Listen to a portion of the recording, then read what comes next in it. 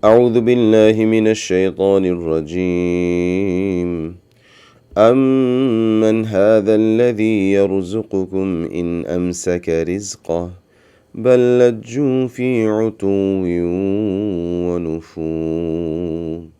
Assalamu alaikum wa rahmatullahi wa barakatuh. Welcome back to Quran Study, my dear brothers and sisters. Thank you for tuning in.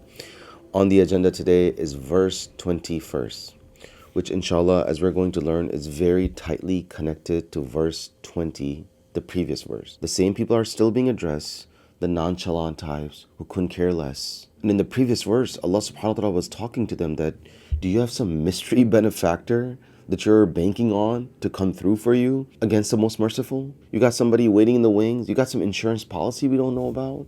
No, your worldview is sheer nonsense, ghurur. And that grilling and interrogation continues in this verse, where Allah says, أَمَّنْ هَذَا الَّذِي يَرْزُقُكُمْ إِنْ أَمْسَكَ رِزْقَهُ. And who is it that will provide for you if He, referring to Ar-Rahman, if He holds back your rizq? In other words, who's stepping up to feed you if the most merciful decides to cut you off? And the word for holding back rizq, by the way, is amsaka here, which is the same word that was used when Allah was describing holding up the birds. As if you and I are being told the same power that holds up the universe is the same power that can hold back your rizq. So what are you going to do? What's your plan B? And my dear brothers and sisters, I've been thinking a lot about the concept of rizq. Rizq, by the way, is a term in Arabic for anything that sustains us. It can be used very broadly for every bite, every blessing, every breath. Like literally anything that keeps you alive can be called a rizq. So it has a very broad application, but it's very often used for physical sustenance. Your food, your shelter, your clothing, even kids are a type of rizq. And what I've been contemplating a lot upon is that, subhanAllah, everything that physically sustains us, realize that the raw materials of what sustains us are not man-made. It's all supplied by nature. Whether it's your fruits, your vegetables, your meat, it's all divinely delivered and produced. And when it is man-made, it happens to be bad for us. That's why we call it ultra-processed or synthetic or artificial. Rather, what we eat generally directly comes from nature. Sure, we have to do a little prep using fire, which once again nature supplies, but by and large, we don't have to manufacture bananas in our factories. We don't have to produce apples in our labs. It's been ready made for us. And subhanAllah, if you just think about your breakfast and lunch, my dear brothers and sisters, like if you consume a lot of eggs, once again, divinely engineered. You like a good salad. Again, all those things that go in your salad, those vegetables and leafy greens, all come from trees, from these crops. If you like rice or bread, the raw materials are coming from the earth. If you enjoy meat, once again, we're not the ones manufacturing those sheep and goats and cows. Allah has facilitated and provided all this for us. And this is why, my dear brothers and sisters, Allah insists on attributing rizq to Himself. Even in this verse, what does He say? In amsaka rizqah, not rizqakum, rizqah. If He holds back His rizq, not your rizq, meaning it was His to begin with. And this is so remarkably consistent in the Qur'an, as I've mentioned before. I'll give you another example of this. There's a passage in the Qur'an where Jesus is talking to His community and He's telling them about the remarkable miracles He has performed based on God's permission. I want you to pay attention to the language. He says, I shape birds out of clay and I breathe into them and they come to life with Allah's permission. Then He says, وَأُبْرِئُ الْأَكْمَهَ وَالْأَبْرَصِ. I cure the leper and the blind with Allah's permission. Ultimate credit is being given to Allah, but still the verbal attribution is to Himself. And then the third thing He's going to mention has something to do with food and feeding. And you expect Him to say, based on the pattern we have observed, that I feed you and provide for you based on God's permission. But this time, Allah does not allow that.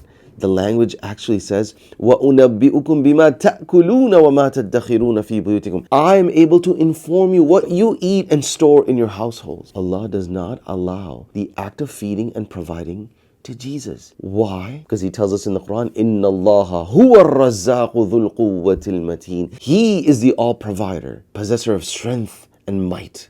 And subhanAllah, my dear brothers and sisters, another thing to reflect on, just the amount of food we consume over our lifetimes. If you think about someone who lives in a first world country where life expectancy is about 75, it is estimated that one person living in these countries consumes about 100,000 pounds of food over their entire lifetime. 100,000 1,000 pounds of food. That's just one person. Now multiply that by millions and billions of people on this planet, not to mention all the people in the past and all the people who are going to come in the future. How much Allah has provided for us on this planet. It's astonishing, my dear brothers and sisters. So back to the verse. Allah says, أَمَّنْ هَذَا الَّذِي يَرْزُقُكُمْ إِنْ أَمْسَكَ رِزْقَهُ. Who's going to feed you? If I were to tighten the tap a little bit, Allah were to exercise His prerogative, my dear brothers and sisters, and restrict our rizq, what is our backup plan? And subhanAllah, based on human history and experience, we know how helpless human beings can be when nature becomes harsh. If rain stops and a drought season ensues, or instead of rain, we get acid rain, what's going to happen? Our crops begin to die. And when crops and trees die and wither away, animals have nothing to eat, and there, our food chain rapidly collapses. If a wildfire breaks out, ravaging through real estate and forests, and we saw that recently in California, and I remember one of the commentators saying that tomorrow is a critical day. If the wind direction is not in our favor, the entire city stands to get blazed down. We were at the mercy of the wind direction, my dear brothers and sisters. And add to that, another type of risk is having children. Childlessness is a very serious issue in Western countries. And despite all the technologies and breakthroughs we've made, there are many couples, despite trying IVF and freezing their genetic material, if Allah chooses not to give, there is nothing they're able to do about it, and they remain childless. This is the dependency we have on the Al-Malik, my dear brothers and sisters. One last profound connection I want to bring to your attention. If you compare the last verse with this verse, a fascinating combination emerges. In the previous verse, Allah was asking them about what troops and armies they have in reserve that are ready to assist them. In other words, it was something security related. In this particular verse, he's asking them about their rizq and their food. In other words, it's provision related. Last verse was about protection. This one is about provision. Last one was about law and order. This one is about bread and butter. And the reason I'm bringing this to your attention is that scientists tell us that for a society to thrive, they need two things. Number one, their security needs. Number two, their economic needs. You need peace, and you also need prosperity. Like imagine a society, my dear brothers and sisters, where people have a lot of sustenance, they're swimming in cash, but every other day there's a robbery. Crimes are rampant. Your bellies are full, but your heart is racing. Pretty soon, it will affect your economic well-being. Because once again, you need security and you need prosperity. And vice versa, my dear brothers and sisters. Imagine a society where it's very safe, low crime rate, you can sleep with your doors open, but your children are crying at night because they didn't have dinner. Your family is starving. What's going to happen? Pretty soon, that security is going to be compromised and crime rates are going to go up. So we need military protection and we need good economics. Both need to go hand in hand. And the reason this is so deep, because when Ibrahim a.s. made dua for Makkah, he asked Allah for both of those things. He said, اجعل هذا البلد آمنا وارزق أهله من الثمرات.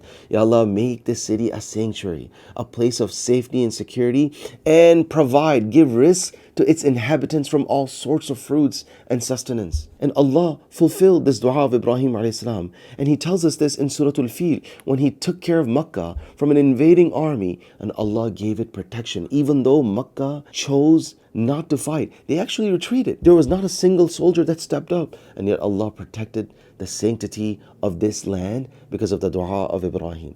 And then in Surah Quraysh, which is right after Fil, Allah tells us about the caravans of Quraysh that have enriched them so much. In other words, Allah took care of you economically and militarily, peace-wise and provision-wise. And that's because of your great father Ibrahim. And now Allah is saying to them that if you're going to overstay your welcome, if you're going to become entitled, well, get ready, because I can pull the plug on both of these fronts. And then what are you going to do? And subhanAllah, this tells you just how the Qur'an is interconnected. Kitabun uhkimat ayatu. As Allah says, the verses of the Qur'an are stitched together in like this beautiful divine tapestry. Let us then end this verse with the last phrase, بَلَّجُّ فِي عُتُوٍّ وَنُفُورٍ. Yet they persist in their insolence and avoidance of truth. Addressing Quraysh and all those who follow them in their archetypal stubbornness and defiance, Allah is telling them, after all the signs and the warnings and the blessings and things I've asked you to ponder and chew on, you're still digging your heels deeper? The Arabic word for persisting is lajju.